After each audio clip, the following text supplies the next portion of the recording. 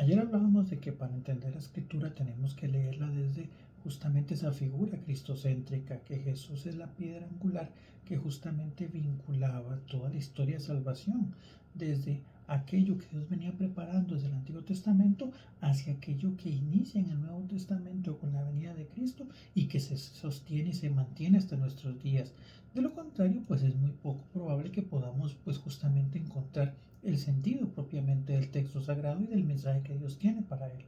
De hecho, hablábamos de que es importante a veces empezar del Nuevo Testamento. ¿Para qué? Para poder ir encontrando el sentido propio de todo aquello que encontramos en el Antiguo. Y uno de los elementos que podríamos traer a colación dentro de esas circunstancias es lo que comúnmente conocemos en el estudio bíblico como prefiguras. Una prefigura es algo del Antiguo Testamento que introduce pues justamente algo que será pues cumplido en la figura de Cristo, y esa relación pues propiamente nos enseña a descubrir el sentido propio de la escritura. Ejemplos: hablamos en su momento de Jesús hablaba de que el signo de Jonás.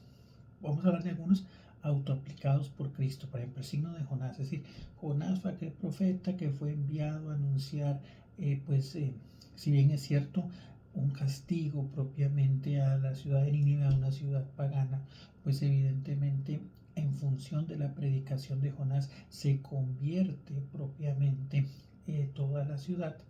y que para eso recordemos que Jonás cae en el mar y es tragado por un pez, que en ese aspecto pues lo tuvo 3 días en su vientre antes de que él pudiera volver a tierra y cumplir su misión. De la misma manera, Cristo salva a toda la humanidad, incluyendo a aquellos que no son judíos, entrando en el vientre pues propiamente de la muerte, en el sepulcro, y al tercer día sale y proclama la salvación de los paganos.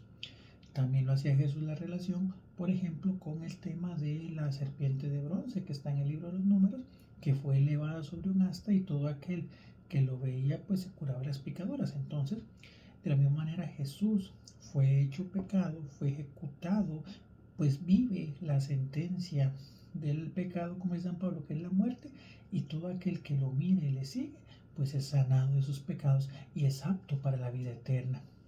evidentemente dentro del proceso de conversión propia de cada uno de nosotros.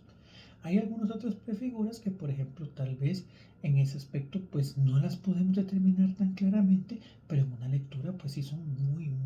marcadas, como por ejemplo los cantos de los siervos del siervo del Señor del profeta Isaías, donde pues encontramos propiamente toda esa experiencia que va a tener Jesús, algunas profecías que hablan de Belén y demás, o por ejemplo una que es bellísima, que es propiamente la historia de cómo Abraham es invitado, es llamado por Dios a sacrificar su hijo. Y en ese aspecto, pues como es Abraham entregando a su hijo único en sacrificio, así como Dios entrega a su hijo en sacrificio para nosotros. Después de eso van subiendo en los monte Moria, que el monte Moria pues también es justamente una cadena de montañas en la cual está Jerusalén. Dice que Isaac iba llevando el madero de sacrificio, como Jesús iba llevando su madero, él era cruz para ser pues justamente sacrificado. Y principalmente esa pregunta que le hace Isaac a Abraham, que es: padre, llevamos la leña, llevamos todo, el cuchillo, pero ¿dónde está el cordero del sacrificio? A lo que Abraham responde: el Señor lo proveerá, y de veras que proveyó aquel cordero de Dios que quita los pecados del mundo. Entonces, veamos que esa es la clave importante para leer la escritura, de manera de que podamos ver en cada uno de los textos ese mensaje que se consolida, que tiene su plenitud en Cristo y que se convierte en buena nueva para cada uno de nosotros.